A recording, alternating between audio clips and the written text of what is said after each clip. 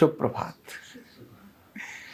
बच्चे को देखा होगा, वो एक पल में अभी रो रहा है, अगले ही पल हंसना शुरू कर देता है, और अभी बहुत जोर से हंस रहा है और थोड़ी अगले ही पल वो रोना शुरू कर देता है। तो जैसे बच्चा रोता है, ऐसे बड़ों का हाल भी होता है। कब खुशी, बहुत बढ़िया खुशी, कब एक पल में गायब हो जाए, और कब बड़ा दुख, बड़ा कष्ट, बड़ा संकट एक पल में सुख की तरफ बदल जाए, ये सभी विचार पर ही निर्भर करते हैं। किस पर निर्भर करते हैं? विचार। और विचार आता है अपने दृष्टिकोण से। कहां से आता है? हमारा देखने का नजरिया क्या है, ये दोनों एक दूसरे से निर्भर करते हैं। विचार आपके नजरिया को बदल देता है, विचार आपके नजरिया को बदलता है, और जब नजरिया बदलता है तो वैसे ही विचार आना शुरू हो जाते हैं। हमने जो अभी गीत गाया, मैं सोच रहा था घरों में, परिवारों में, संस्थानों में कब व्यक्ति के अंदर अंतर आना शुरू हो जाता है। बहुत अच्छी मेहनत करने वाले लोग भी, उनके अंदर अंतर कब आना शुरू हो जाता है, तो कहीं ना कहीं कोई विचार उनके मन में आया, और विचार का एक ही आधार है, दो नहीं है, ओनली वन। पुत्र भी यानी बच्चे भी माता पिता से ब्लेम करते हैं, तुमने हमारे को इस जिंदगी में दिया क्या? अगर हम फेल हैं तो सिर्फ आपके कारण फेल हैं। आप गरीब हो ना, तुम्हारा तो पैसा था नहीं, तुमने जीवन में कुछ किया नहीं, और इसीलिए हमको कुछ दिया नहीं, इसीलिए हम वैसे नहीं हुए जैसा वो हो गया। उसके बालक देखो, उसने भी तो कितना कितना खर्चा कर दिया, पढ़ाई में 15 लाख 20 लाख लगा दिया, तुमने हमारे लिए क्या किया?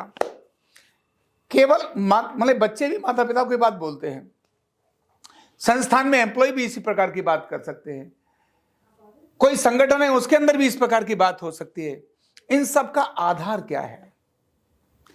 जब तक बच्चे को यह पता रहे कि मेरे माता पिता के कारण ही मैं इतना डेवलप हुआ हूं, मैं इतना विकसित हुआ हूं, मैं जो भी कुछ हूं वो माता पिता के कारण हूं, तो ऐसा बच्चा जब ये बार बार ध्यान में रखेगा तो क्या माता पिता को ब्लेम करेगा?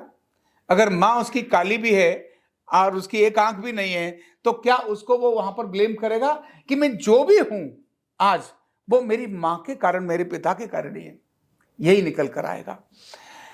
और कहीं संस्थान में हो या किसी भी जगह पर हो, विचार में परिवर्तन जो आता है उसके पीछे एक आधार है, और वो है जो हमने अभी प्रार्थना में बोला। हम न सोचें हमें क्या मिला है, हम ये सोचें किया क्या है अर्पण। ध्यान रखना, सुख और प्रगति के पीछे एक ही आधार है, और वो है अर्पण। क्या है? आपने क्या अर्पण किया, उसी के हिसाब से आपको मिलता है। जब आपने अर्पण करना बंद कर दिया तो वो चीजें रुक जाती हैं। साधना के अंदर भी ऐसा ही होता है, ध्यान में भी ऐसा ही होता है। जब तक आपने एक लेवल तक ध्यान किया और आप बहुत ऊंची अवस्था में पहुंच गए, और आपने तब से ध्यान करना बंद कर दिया, आप धीरे धीरे खत्म होना शुरू हो जाएंगे। आपने बहुत सारा धन जुटाया, बहुत धन जुटाया, और अब आपने उसके लिए कोई मेहनत करना बंद कर दी, तो धन भी क्या हो जाएगा? धीरे धीरे। इसलिए अर्पण करना, अर्पण करने की भावना, मैंने क्या किया है यह करते रहिए, लेकिन मुझे क्या मिला है इसको स्वीकार करते रहिए। जो मिला है उसको गिनिए, उसको गाइए। देखो मुझे यहां से ये मिला, मुझे यहां से ये मिला, देखो मेरे माता पिता के कारण से ये कंपेयर नहीं, मुझे वो मिल सकता था, नहीं ये मिला।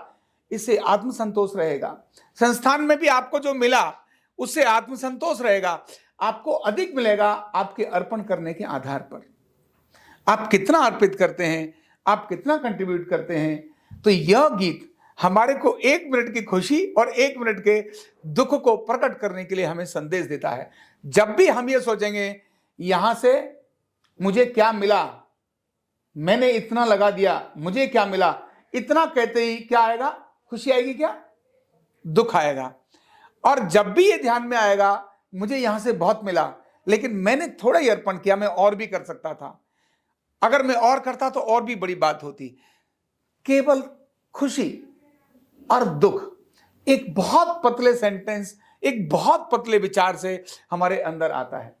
तो जब भी आप काम करें, कहीं भी काम करें, अर्पण की भावना से काम करिए।